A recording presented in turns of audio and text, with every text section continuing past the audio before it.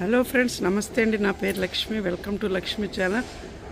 జాజి చెట్టుకి ఇలాగ ఎక్కువ మొగ్గలు రావాలంటే మీరు చెట్టుని బాగా ప్రూనింగ్ చేయాలండి. నేను ఈ చెట్టు నుంచి చాలా పువ్వులు తీసుకున్నాను. ఇదిగోండి పువ్వులు.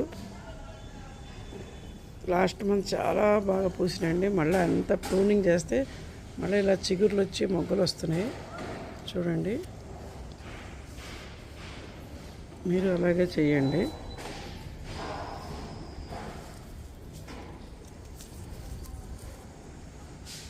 అప్పుడప్పుడు కొద్దిగా కడుగు నీళ్ళు, బోన్ మిల్లు, ఎప్సమ్ సాల్ట్ ఇవ్వండి.